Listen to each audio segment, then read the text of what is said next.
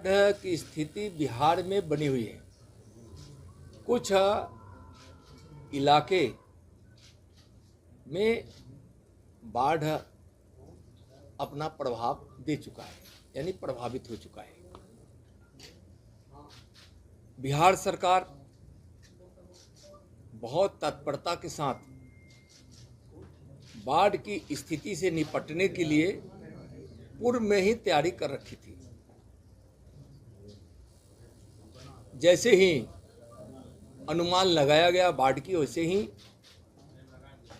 बिहार के माननीय मुख्यमंत्री नीतीश कुमार जी ने अपने अधिकारियों की सारी छुट्टियों को रद्द किए।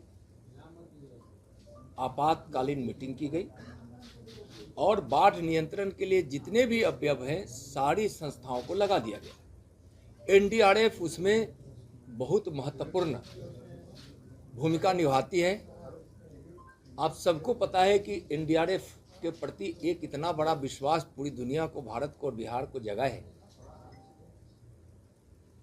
यह सबको ज्ञात है। हमारी एनडीआरएफ की टीम यहाँ हर आपदा में बिहार के लोगों को सहयोग करने के लिए तैयार रहती है। अभी 8 टीम को रिजर्व में रखा गया है और 11 टीमें अभी बाढ़ प्रभावित क्षेत्रों में भेज दी गई और 11 टीम में विभिन्न स्थानों पे हैं। जैसे आप चंपारण के क्षेत्र में हैं, पूर्वी बिहार में हैं। पूर्वी बिहार मतलब कि उत्तर बिहार का जो पूर्वी हिस्सा है, क्योंकि कोसी में और गंडक में अभी बाढ़ के खतरे को ज़्यादा बताया गया है, तो गंडक प्रभावित क्षेत्रों में और कोसी प्रभावित क्षेत्रों में भी भेजा गया है। बिहार में एनडीआरएफ का हेडक्वार्टर जो क्षेत्रीय है, बिहार और झारखंड का आपको पता है, बीटा में है। एक अपना केंद्र बाजार समिति जहाँ पहले हुआ करता था, दीदारगंज, वहाँ है।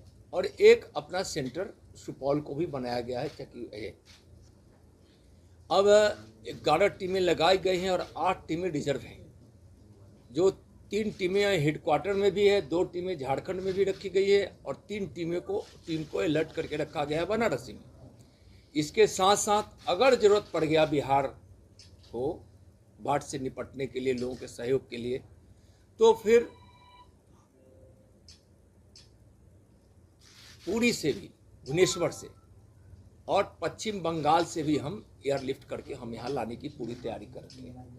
बिहार सरकार की कई बैठकें एनडीआरएफ के साथ हुई है, हमारी भी बात सरकार से हुई है। और केंद्र सरकार, चूँकि आपदा को बड़ी विपत्ति के रूप में हमारे प्रधानमंत्री जी देखते हैं और गृह मंत्री जी भी लगातार बिहार के बाढ़ की स्थिति पर निगरानी बनाए हुए हैं। उनका भी निर्देश है सरकार से लगातार बात करके जो भी सहायता पहुंचाया जाए, पहुंचाने में कहीं कोई कमी नहीं रहे। मैं स्पष्ट रूप से यह कहना चाहता हूं कि एनडीआरएफ हर परिस्थिति में बिहार में बाढ़ से प्रभावित लोगों को सहयोग के लिए, रेस्क्यू करने के लिए, यहाँ तक कि जब हमारी एक टीम जाती है तो उनके साथ मेडिकल के भी कोई न कोई हमारे एक्सपर्ट रहते हैं। वहाँ उनके साथ बहुत सारे इक्विपमेंट्स ऐसे जाते हैं कि रेस्क्यू करने से लेके कहीं अगर किसी को ज़रूरत पड़ जाए तो उस समय हम उनको थोड़ी बहुत मेडिकल प्राथमिक सहायता भी कर सकें। पूरी सज्जा सामानों से सुसज्जित जो जरूरत होती है एनडीआरएफ की टीम, एनडीआरएफ बिहार सरकार से लगातार संपर्क में है। एसडीआरएफ भी एनडीआरएफ के साथ और एसडीआरएफ के साथ एनडीआरएफ काम कर रही है। मैं बिहार के वासियों को स्पष्ट रूप से यह विश्वास दिलाना चाहता हूं कि बाढ़ की स्थिति आ गई तो यह तो आपदा है ही, लेकिन उस परिस्थिति में भयभीत होने की जरूरत नहीं है, चिंता करने की जरूरत नहीं है। ऐसे समस्या है तो बाढ़ ही एक बड़ी समस्या है, फिर भी उस परिस्थिति में चिंता करने की जरूरत नहीं है। एनडीआरएफ पूरी तरह से तैयार है और बिहार सरकार के नेतृत्व में एनडीआरएफ हर प्रकार से सहायता करने के लिए तैयार है। हुई है जो कि इम्पोर्टेंट है, अगर यदि इस पर बैठक और या कोसी त्रासदी बिहार ने झेला है। 2023 अभी बीता है, लगभग जो मीटिंग हुई है लगभग साल भर पहले है, और अपने तरफ से भारत ने सारे पहल करके नेपाल को दे दिया है। अब नेपाल अपनी उसकी समीक्षा कर रही होगी और बार बार जरूर भारत अगली बैठक के लिए चाहता है कि शीघ्र बैठक हो जाए और हम उस पर निजात पाए, और नेपाल का उसमें इंतजार है। नेपाल पर हम लोग जरूर लगातार नेपाल के अधिकारियों से, हमारे विदेश मंत्रालय के अधिकारी लगातार संपर्क में है कि जल्दी से जल्द, और भारत सरकार भी नेपाल सरकार से संपर्क में है कि इस समझौते पे आए, ताकि एक जो 11,500 करोड़ की राशि जो दी गई है, जब हम राशि जिन परियोजनाओं में हम यहाँ दिए हैं उसके क्रियान्वयन को भी उससे आप जोड़कर देख सकते हैं कि जब हम उधर के समझौते जो कर रहे हैं तो उसका इधर का जो भारत के हिस्से में जो काम करना है तो बिहार सरकार भी और बिहार को दिया गया है, और बिहार भी उस काम को उसके साथ कोऑर्डिनेट करके कर ले।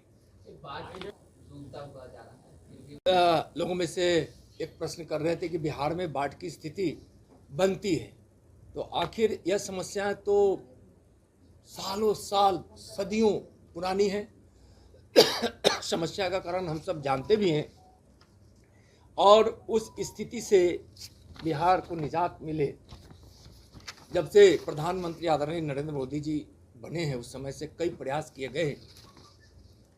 भारत नेपाल की संयुक्त इकाई पंचेश्वर विकास प्राधिकरण की स्थापना की गई।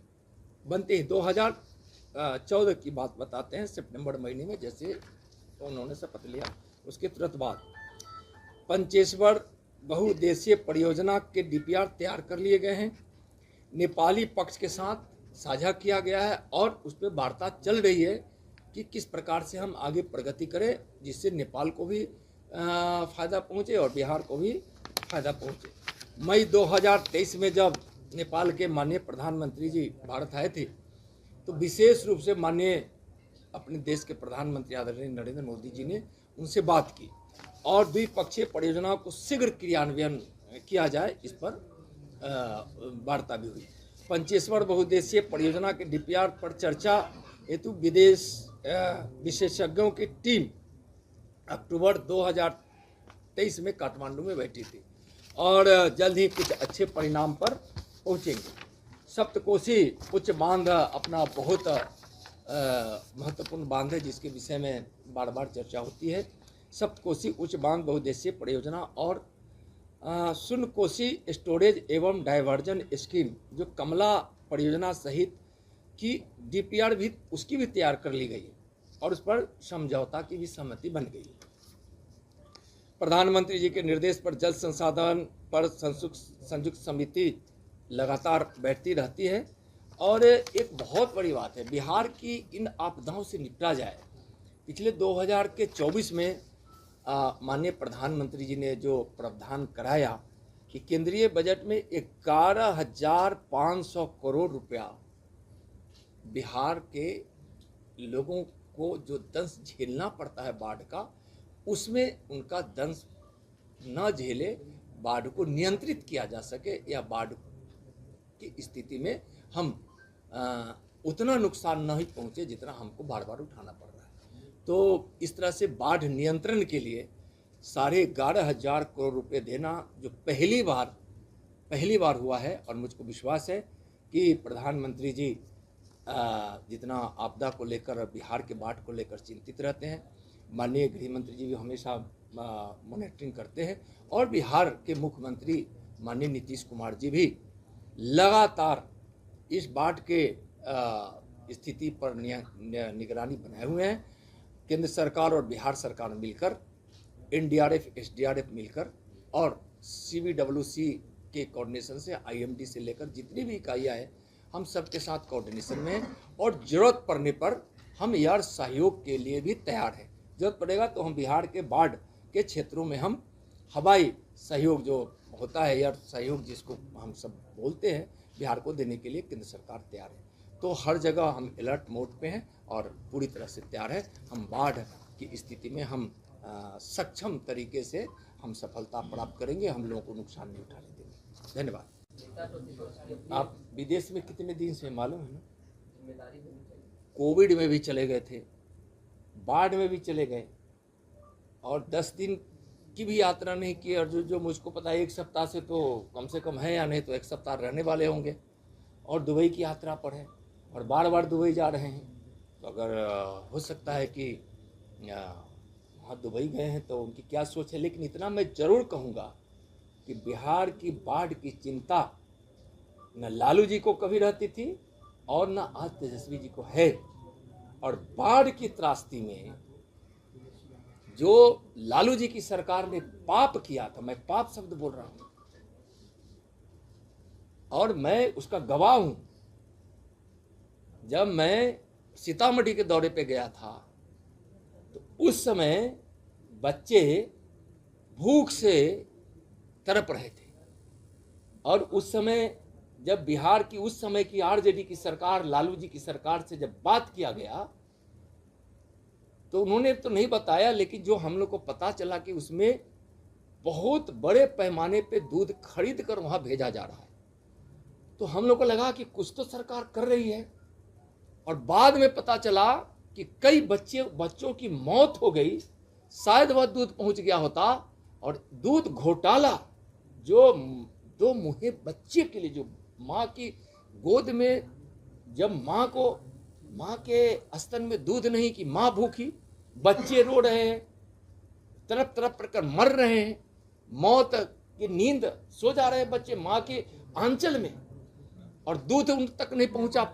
और दूध का हुआ क्या, उस अमूल दूध का, कि सारे घोटाले कर लिए गए।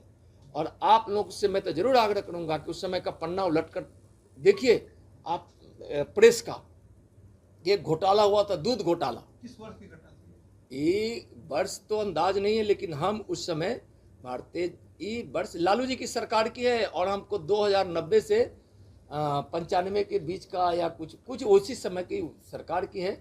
आप तिथि आपको आपके रिकॉर्ड में होगा। ये और सीतामढ़ी में ऐसा मैं सीतामढ़ी दौरे पे देखा हुआ पूरे बाढ़ के लिए बिहार में, और तिथि तो हम आप लोग के पास होगा, तिथि वर्ष भी होगा। और उस समय आप लोगों ने ही दूध घोटाले के विषय में बड़ा पर्दाफाश किया था, और उसमें कई अधिकारी फंसे, कई अधिकारी जेल गए। संजोग है कि वह अधिकारी इस दुनिया में नहीं है, लेकिन आज उस समय के सरकार के नेता लोग हैं, और बहुत बड़ा उन्होंने पाप किया था, और उस पाप करने वालों का कहीं न कहीं ईश्वर तो देखता है। गरीबों की आज जाती है, लगती ही है। इसमें उस समय के घोटालों को मैं याद कराना चाहता हूं। तो क्या बोलेंगे, बाढ़ के समय बच्चों के दूध के घोटाला करने वाली सरकार आरजेडी, आपको घर जी